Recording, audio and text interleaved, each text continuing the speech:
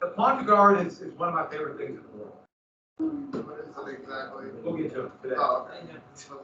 So we got through Vespasian, didn't we? And what was the year? How many emperors were there in the year 69? 4. And Vespasian would be succeeded by I have no idea. his son Titus. And we won't need to know about this actually. Oh, who had a revolt during Vespasian's reign? The Jews. Yeah, the Jewish revolt, and a lot of them were sent back to build. Here's I just thought this is from an old book on Roman history from the 1930s, and I just loved it. So I had to copy a few of the pictures. Here are gladiators saluting in the brand new Colosseum. By the way, that's one thing I do love about engineering an empire. Isn't that cool? When it goes through how they made it, and like the Pantheon, how they made that. It's just something like, oh, that's really cool. And they watch it, wow. And they had to be so smart.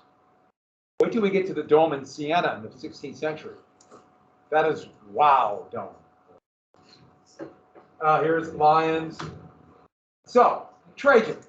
And this is a review from the video. By the way, I'm just starting to record those grades. I'll try to get it back to you Monday. Oh, I got one more thing to give. How do I do this for myself?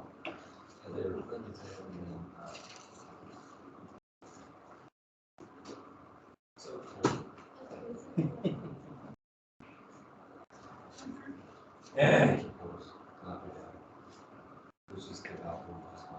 Okay, so he was not a part of the wealthy class. He was, as close as you can say, he was a plebeian, even though he was from what is today modern Spain. And all that great Trajan market. If you go to his market, it is really cool. And you can see the elements of the tower still there, and it's just absolutely remarkable. But he would spread the empire to its greatest extent. The greatest extent. So we go into present-day Romania and present-day Iraq. And I like this picture. This is one they showed in the video. You notice how the nose has been put back on. I wonder who broke it. You know, Rome was sacked so many times in the 400s. I bet it was during then. You know, they start sacking stuff. They just push down all the statues. And here's the column. So that's what it looks like. Just all the way its conquest of Dacia. And it's 100 feet up. It's a huge tower. And you're walking along it. All the Roman ruins are about 10 to 15 feet below ground level of modern day Rome. So you're kind of standing here looking down at it. Rome was built on rubble. Part of the reason it's built on rubble was that part of the reason it's built on rubble was that, or part of the reason Rome has such a small subway system. I kind of jumped the gun there. Oh, yeah, because they keep taking it up. Yeah. Well, actually, they weren't. When they first built it, they weren't so worried about saving the history. It was the fact that they just kept collapsing, which is bad for morale of subway runners. No, it's because they keep running into Yeah. And that's because they keep running into these ruins. So now it's just like a big T. So if you're not, then you have to take a bus every place else. So that is the extent of Trajan. Here, down to here, into Armenia and Britannia. They did not control this very long. Hadrian would solidify this on this line here. Speaking of Hadrian, that's where we get those great defenses. He was a good general, but he built the limes. So those are the limes on the Rhine River that I had you do on your map. Also, here's Hadrian right there. Also, of course, Hadrian's Wall. And you notice the coin, you can still bring, the artistry is still very good on the coins. Hadrian's Wall, and it was during his revolt. That would be the second Jewish revolt. And the remaining elements of Judea would be totally destroyed here. So Hadrian and Vespasian, although they're considered to be great Roman Roman emperors, they are very much villains in the history of Judaism because of the destruction of the temple, the destruction of that entire people. And Simon Bar Kokhba he called himself a Messiah who would lead the Jews into the promised land. This was an era, you're going to see this from about 100 BC all the way through here in Route 130, a whole line of people calling themselves Messiah or believed to be the Messiah. And Christianity would start out of one of those. And really complex religious times. Whenever there's a period of great insecurity, you're going to have a lot of religious upheaval. And they're going to fight. The thought was that we can defeat and destroy this Roman presence and be independent. And we know, if we know anything about the Romans, they are determined and they are ruthless. Jerusalem would be destroyed, and this would lead to the absolute diaspora, the scattering of Jews throughout the Roman Empire. And Judea was given to other people. And so Jews would be spread all through North Africa, and the biggest population of Jews, about 500, will be in present-day Spain. And then would be rolled into here. We'll get to it, something called the Inquisition. My niece and nephew are Jewish, and so they can trace little bits here, but then the spread to here, and they actually fled Russian attacks on Jews in the 1890s. Their family did, from present-day Lithuania, but then it was Russia. And they came to their great-great-grandparents, my brother's kids. Okay, so that's Hadrian. And that's where Hadrian's Wall is. And so, once again, I repeat, should we just do a class walking tour of Hadrian's Wall? As you can see, it's difficult to build across mountain valleys. So you have to be it's actually pretty interesting because you go north in England and there's lots of areas of forest, even though if you go to England now, all the forests have been, yeah, and so they're all replanted. So every tree is exact distance apart. It's kind of eerie too. And this is back in this 15th and 16th century. But there's no trees up here even though it rains a lot. It is just so desolate and windy. And here's elements of the wall. And all across here are various forts that still remain. And the walls parts of it still there. Some you're 8 or 9 feet up walking on the wall. Some it's basically just the foundation of it. But it's all there all the way across. It's a remarkable thing. And they kind of mentioned in the video, these are the mile castles they had. So men could move up and down the wall very quickly, every Roman mile. So I walked along from one castle to another. So I walked a total of about 4 miles. To one, all the way to another, and back to where our car was. And by the way, driving on the left side of the road is very weird. But moving on, it's hard. I don't like it at all. It's the threads. But it is one of the most remarkable feats I've ever seen. It's not going to keep people out, and they knew it. You build a wall like that to intimidate. Are you sure you want to mess with us? Are you sure? Look what we could do. The Chinese would do the same thing. The Ming Dynasty would make the Great Wall. Why? Look at what we can do. And so this does not keep people out. It's more intimidation. Yes, people did get over it. But it made it a little more difficult, but it was a way to control. There are forts behind. And the wall would be still used up to about, 5th century, then we'd go into disrepair. But this is a mock-up of the way the mile forts looked. And this is a thing I found. These are actually really cool, but the mock-up of Roman ruins. So the first shot is the way it looks like now. Here, and then these castles. And you can hike along them. It's really remarkable. This is actually, I think this is the one I went to, so I'm pretty sure, yeah, this is at, it's Mile Castle 39. That's right near Homestead's Fort. So you parked Homestead Fort, one of those big forts they had, and they still have the ruins there. And that's one I walked to and walked back. It didn't do that when I was there, and I was really disappointed. But It didn't conjure itself while you were standing on the wall. should have. But Housesteads, I would say homesteads, Housesteads. This is Housesteads. That's a picture I took. This is one looking down. I could not get that high, but it's right along the wall. Anybody know what this is? Good guess. That's actually a really good guess. Kind of looks like it, doesn't it? But something else, something really important to Romans. Training. Caracalla made one. Those are the baths. you see the floor of the bath would be here, and they would heat underneath. Did you say bath? Oh, I didn't hear it. Oh, I'm not listening. No, I'm sorry, I missed that. There's a lot more undergrade. It does, no, it does, but you put the floor and you can stoke the fires underneath. So whenever you see the Roman, this is the foundation, and then underneath is where the heat would be. And every place the Romans have, there's going to be a bath. So all these Roman ruins, you always have these weird, they do kind of look like cemeteries, like gravestone. And the fort is right around the wall. We walked through it, and it was really cold and windy. And like, God, this must have been tough duty back then. And here's another picture of, this is elements of a column and some of the barracks built. So they built them to last. There's a place called Villa Nihia pretty close to this, where they have this incredible museum with they still preserve letters that Roman soldiers wrote back home. Some are quite kind of risque, so they're really kind of funny. Things never change. And this is the way looking back, and you see the wall going up and around. It's pretty remarkable. Some areas they don't let you walk on, some areas they do let you walk on. Here's a guy. Yes. I was just wondering, what is the little oldest still standing structure? You know, they just found something in Turkey. We literally just found something in China. I mean, it's about 11,000 year old.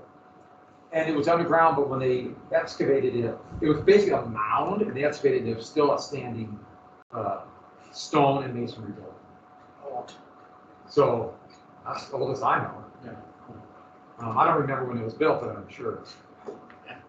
But Pyramids. there are some, in the Middle East, like Jericho, there's still elements that are standing that go back about 8,000 BC. And so this guy walked Hadrian's Wall, and in the middle of winter, and this was on the BBC, and it's pretty funny, so we're going to watch it. Maybe. It's been funny to see some guys walking there. He did it to raise money. Maybe, oh no. This worked just literally yesterday. Very refreshing. I see what happens. Darn, we don't get to see a man walk over there. It's pretty funny. It's not going to be funny. They're completed in trunks and Roman helmets. Yeah. That's strange. Let's go a little bit further and I'll come back to it, okay? I'll try again.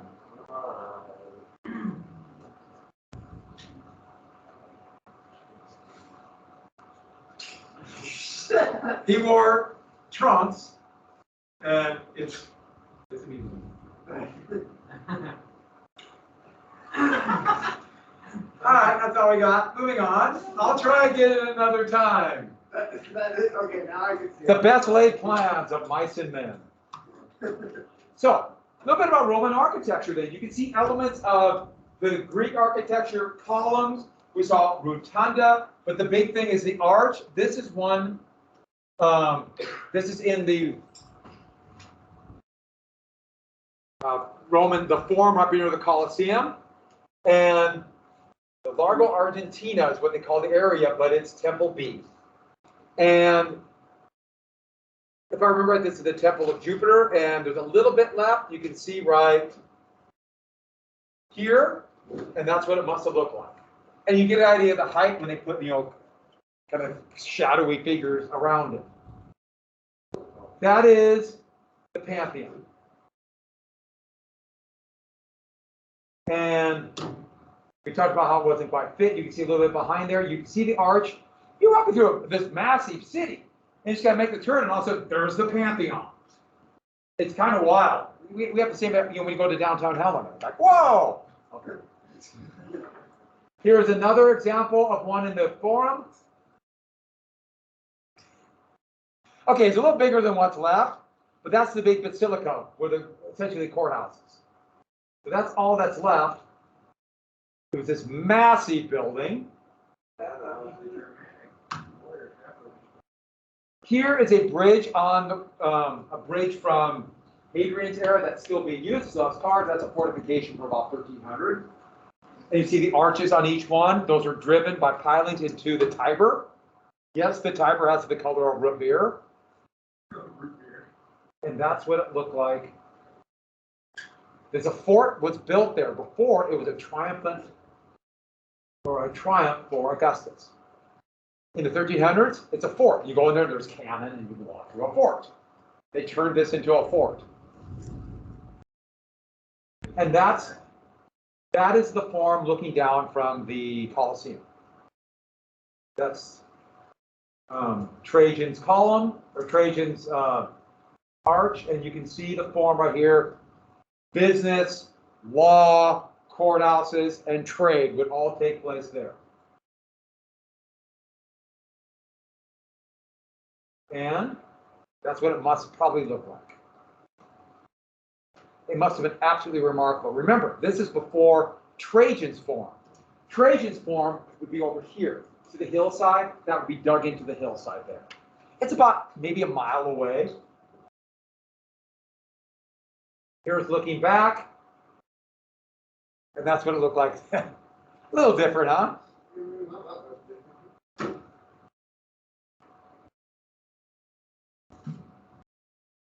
Yeah, this Arch de Triomphe here for Trajan is pretty amazing. Come on. So, the arch, of course, is the most important element of Roman architecture. Here's bridge. This is in southern France, actually, for aqueducts. Some of these get quite long, but you can see the problem with this. They start getting relatively unstable. In medieval Europe, they'll start doing angled arches and then barrel arches to go higher, but then they'll have stuff on the side. Remember how the Pantheon had to have a lot of stuff on the side to keep from collapsing? You'll see that for buildings. This is also in France. There's Roman architecture everywhere. It's just remarkable. And that is an arch in orange. And just a triumphal arch. And it shows the conquest against the Gauls. And look at that cool guy. That is one cool dude. Caesar. And a little like Caesar. Caesar, right? Oh, I took that just when I was going, and so that's me looking at it. Looks so confused. I kind of was. It's a little bit, you're in this town, modern town, also there's an arch. It's just, orange is really cool. And this is a bridge in Bassin-la-Romaine, and the bridge still functions. And there's a city on both sides, and over here, that's where I actually ate stomach sausage. And I thought it was a spicy sausage, and it's called, it's come from France, even though most people think it's Spanish, called andouille. And in fact, it was andouilline sausage, which was basically hunks of stomach and intestine. And she was so happy that I ordered it. The server, she was so happy. Oh, I can't believe you ordered this. No one orders this. And I was like, I wonder why. oh, I had 3 bites. So here are some aqueducts, and that is the Pont du Gard. And there's the aqueduct they showed many times in the video, but one of the most famous, because it's still standing, it's called the Pont du Gard. And this bridge over the Loire River, or you can see the river right here. It's a big river, but this is a massive. You see 3 separate levels of arches. And the water goes through this big mountain valley, so the water is up here. And this is the one where there's a little, people can still take little, like, they basically got a kayak on that. I'm way too scared of heights to do that. And all this was done without any kind of cement or mortar. But in medieval Europe, they came and they mortared this because they started using this as a road.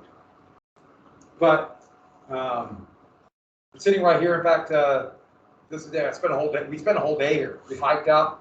That's the Pont du Gard, just this incredible example of Roman architecture that still stands and survives today. And that's looking down when we climb up, looking down on it. That should give you an idea of the scope of this thing. I mean, it's absolutely amazing how big it is. And you can see the level, the technology that they have, the level of their architecture. That's me standing there looking dumb. And here's the part that they built onto here. So you turn right here. This is the medieval road. Cool glasses, though. You know, the funny thing is, outside of school, I never wear collared shirts. Yet I had a collared shirt off of this one picture. And let's get to the Colosseum. So that is, and that's what it looked like. Yes. Why is there that, like, when you go to the modern day Coliseum, why is there, it goes like this, but then it kind of breaks down? Broke off, collapsed. Almost certainly because of earthquake. But they would use these as quarries. They literally called the Colosseum a quarry well into the 1400s. They go in there to get marble. And if you go there, that underground they talked about in the video, that's what it looks like today. And it's just this whole labyrinth of things. You can go into some of it, but there are workers everywhere, and I am not kidding when I say there are probably 20,000 stray cats who live there. I mean, there's cats everywhere. Geez, who knew the Romans wanted cats to fight gladiators? Or fight the evil rats. And so with that, but that's a good shot. You can really get an idea what it looked like. It does have a feel of a modern stadium. And that's a Colosseum. Eventually, 30,000 slaves would be used to bring the material. 30,000 slaves. Now, who did the actual work? Those would be paid workers, because that was very hard, complex work. What would slaves do? Try and break it. Haul stuff. Haul stuff. Yeah, slaves aren't good to make really technical stuff because slaves fight back. Did you kick that out and hit me? No. Because I'm too quick. I'm got cat-like quickness. I was gonna say- Assassin. Shame. Assassin. And then arches.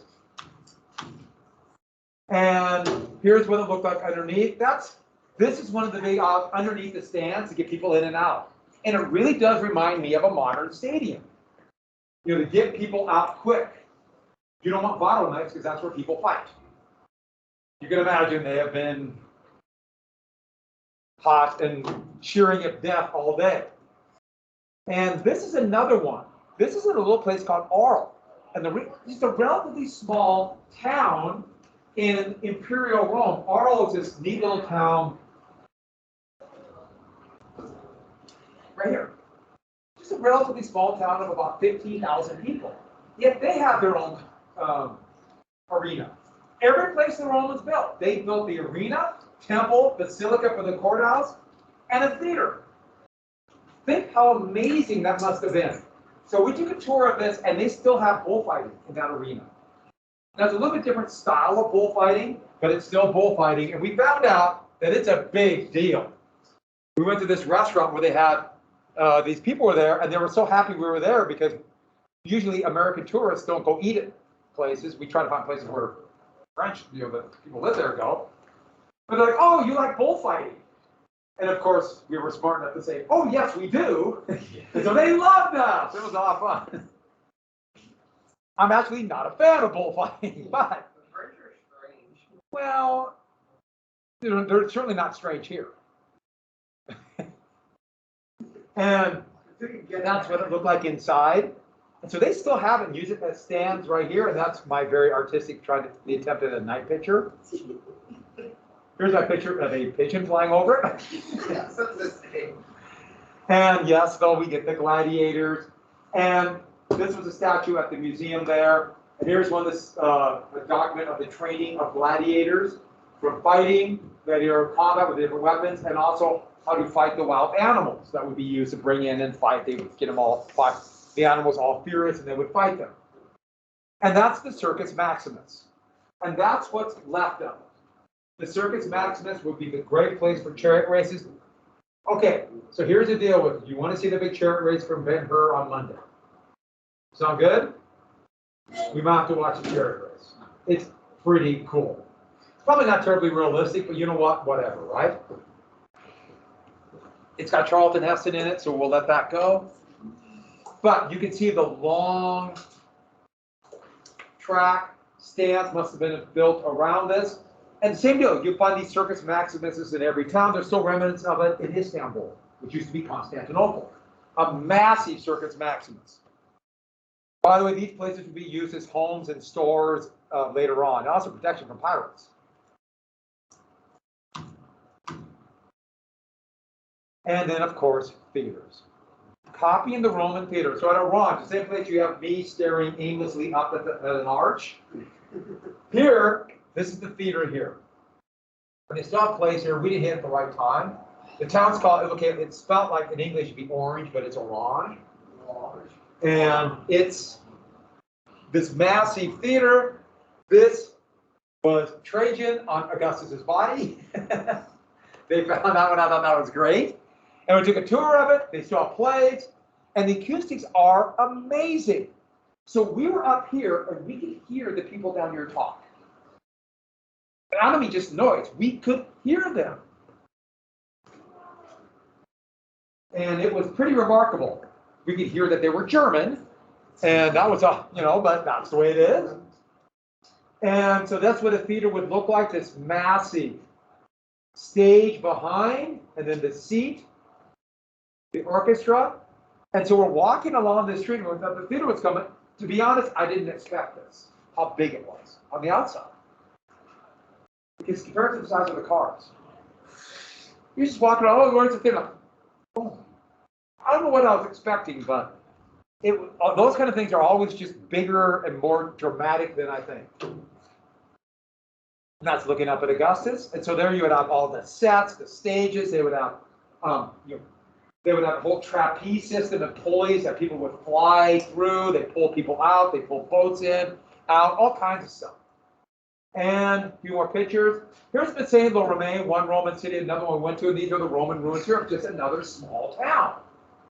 And I just was showing this because I want to give you an idea of just how absolutely remarkable the Romans were. I mean, wherever they went, they built these incredible structures. And these must have been amazing, let's say 1000 AD. And the Western Roman Empire has been gone for 600 years. And it must have been like, just walking around like, boy, something great must have been here. What happened to us? Yeah, they were still using fake Roman money, imaginary Roman money, well into the 1200s. They didn't have it, but they would act like they did. And so you can see elements of the columns, the baths. Here is the remnants of a villa, and they put a fake statue up to give you an idea. Here's another town, looking back at the ruins. Here is a bath. See the columns? There's a few baths that remain. The most famous is right here in Bath, England, literally named Bath because of the bath there. And if you ever get a chance, go tour it. It's the closest thing you ever see to a working Roman bath. They won't actually let you take a plunge in the water, and the water looks more green than it is there. Are you sure about the water? Yeah, it's pretty scary looking. Looks more like green. There's another arch, and then this is more Bath. That's Bath, England. And then Pompeii. Pompeii is one I have to show you because you really can see what a Roman city looked like. What happened to Pompeii? Ruined by a volcano. What volcano? What's the volcano? Mount Vesuvius, yes. And what is your volcano? Yeah, Italy has the only two active volcanoes in Europe.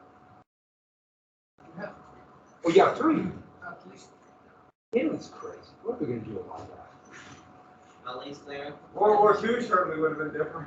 Actually, in 1943, where after the Allies invaded just north or just south of Naples, near Mount Vesuvius, it erupted.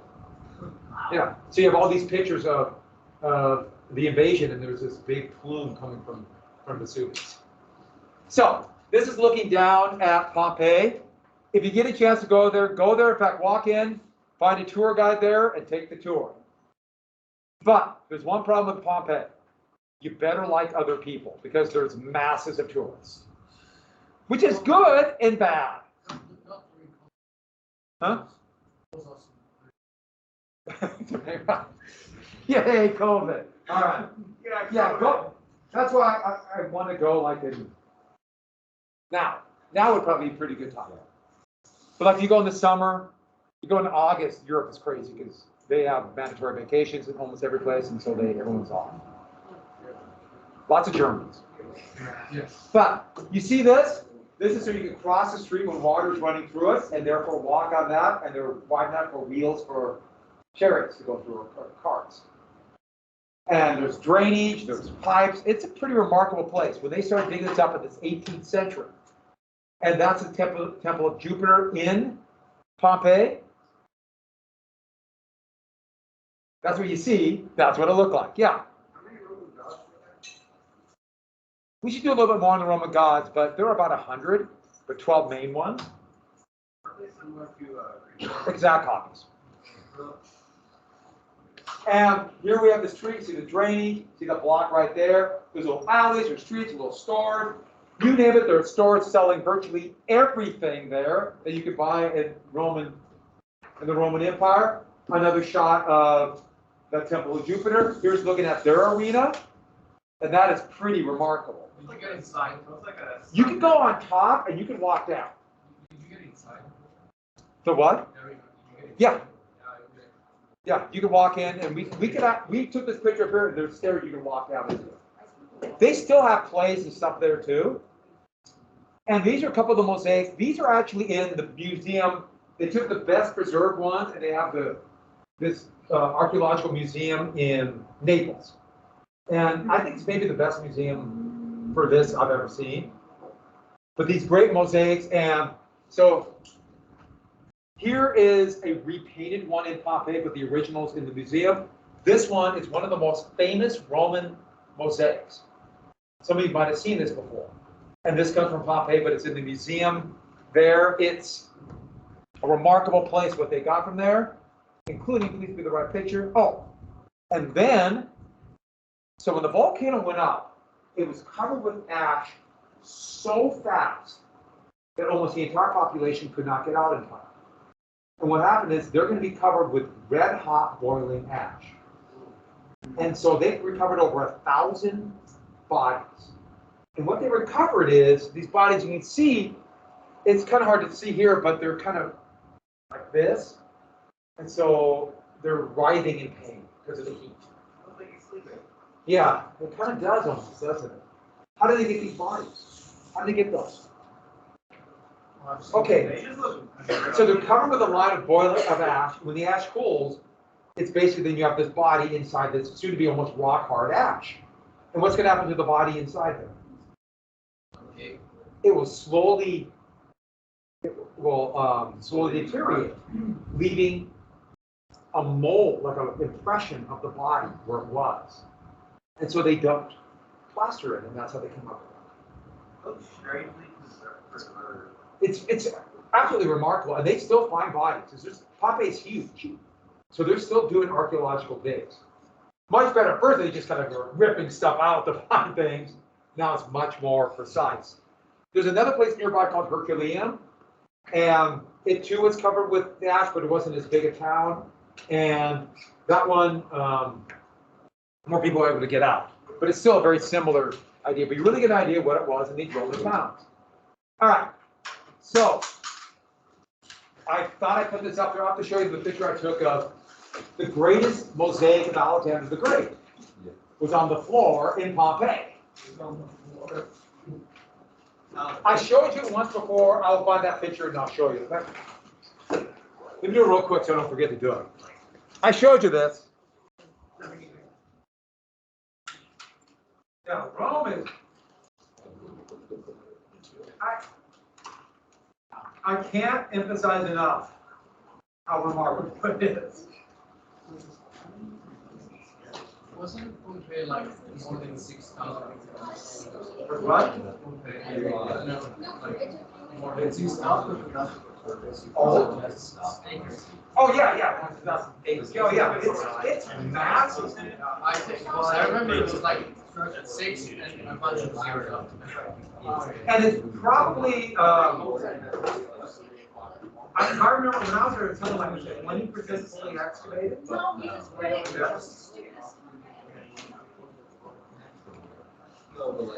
Yeah, when I went, we didn't have money for it. I was listening to another talent. Yeah, those are pretty good. We had a really good guide. But everybody, look up here real quick. That is the mosaic. It's in Pompeii. So it's in the museum in Naples. So there's Alexander, and there's a fleeing Darius III. And I know I showed you this before. This part they couldn't recover, but it's on this wall, and it's massive. And so it was much bigger than this wall here. And so that's the most famous one. And by the way, his face with his nose. It's hard to do a face with mosaic.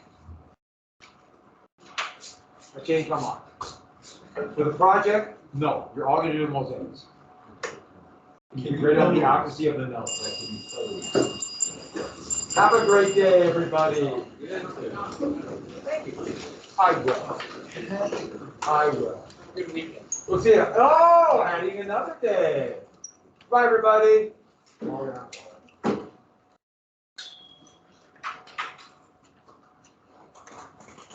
Goodbye, goodbye, good luck. So you missed notes and you have to fill that out and get that back to me. Sound good? We're going to Pompeii. Okay. Pompeii is so cool. I'll tell you what though, it was so hot. Yeah. Italy's hot. I think it was probably 95 degrees, but humid, and there's no shade. Do they have some sort of estimate as to casualties for? I've seen as high as 60,000 now. But it could even be more if they don't know exactly how many. Right. But they found over 1,000 bodies. Well, Yeah. Germans. And so you go to the museum, there's a lot of different bodies. It is really remarkable, but it's so, you can play it, and you got bodies. I'm really just. You don't know what's that? You guys. Going down to January. We were both So shooting it's that. around that area. Really? Yeah. That, wow, research for what? Art. Art. That's really cool. Yeah, it seems really cool. When are they going? I think around January. And that's the perfect time there too. It won't be as many tourists. And it's, what? Your shoelaces are different sizes. Where was the heart? Why'd you do that? Wow. Well, my whole face shot. You didn't have to. Well, at least you're not different sizes. What?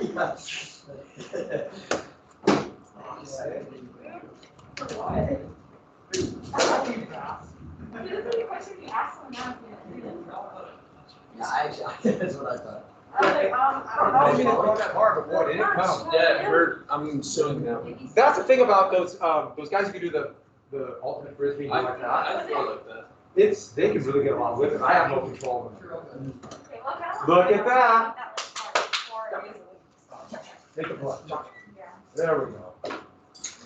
Can you find that one?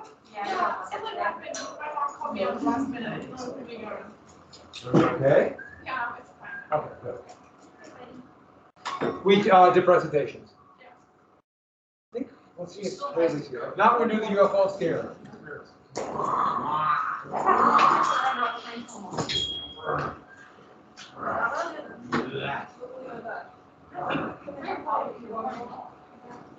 It's not just all that Robert gave me that boss, the beer bomb.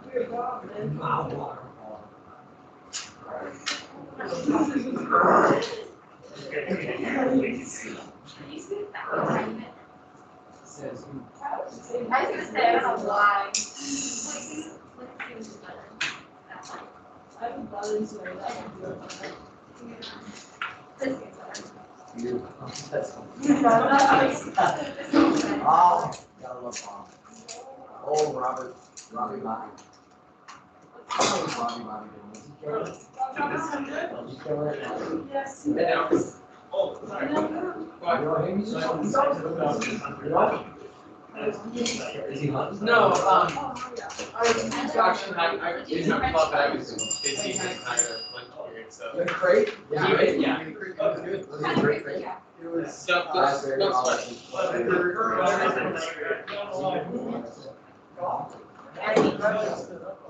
I'll jump here. Performance. Is hearing your color? What are you It doing? was. Okay. It's like the most active. What do you do though? Wow. All stacked in my culture. I'm just kidding. Currently, we I just came had up to you and he was like, happened just Wednesdays. take off and just take Last off Wednesday. Wednesday. We had a lady. And And then we they were weren't doing a partnership. They were, oh, we have changed up, How much? All right, so Did you see that? That was sweet. Yeah. That's a definite no problem. I'm out of here. So, I was gonna talk about the UFO conspiracy, but also the UFO Scare 47. The UFO Scare 47. You ready for that? Did you see it? Huh? Did you see it? I was part of it. You were the UFO? Huh? You were the UFO? I can't talk, that's it.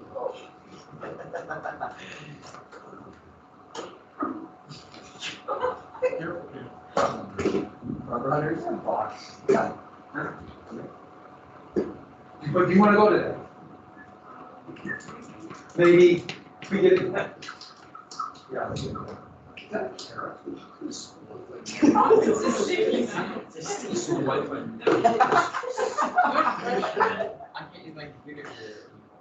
Why is it in a carrot? Everywhere else, why would they give me How is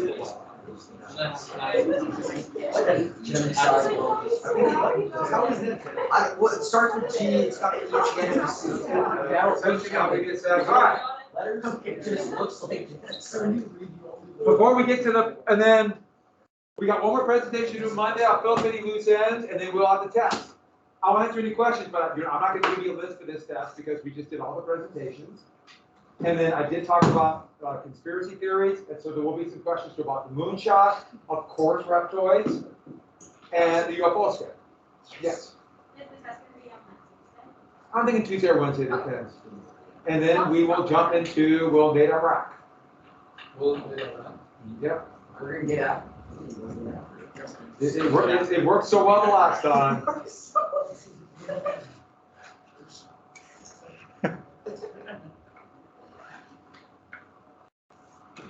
What?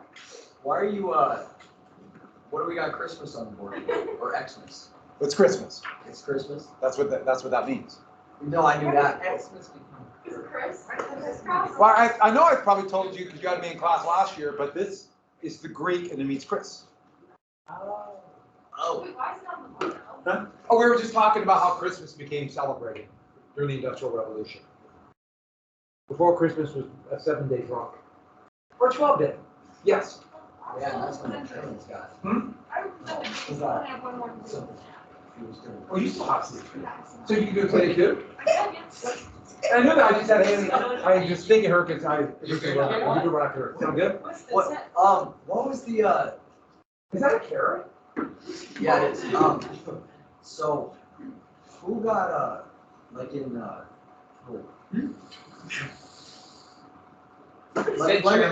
get there. You're talking about Germany. Christmas. Yeah, but it wasn't Germany, it was, like the Germans were really drunk on Christmas and then they got overtaken. But like. Is that what we got? Oh, I remember. You know what I'm talking about? Kale, are you talking about in Civil or Revolutionary Yes, the War? Revolutionary War. With all the German hunters that were Mercenaries. fired? Trenton? Yeah. The Battle of Trenton really crossed the day after Yeah. Christmas. Yeah. Yeah, that's what it was. There you go, Kale. Yeah. And they attacked because they couldn't have their long thing to have one day and they're all hungover. Yes. You said it to me online? I know. Now we sorry. can begin. I was like, wait. I know, sorry. Thank you. Watch. It's. I know. Oh! And he wrote, next up, pick it up with your elbows. That's not gonna happen. You could have done it. We're done. Okay. Ready to go? He put out the way down. Are you? All you have to do is eat All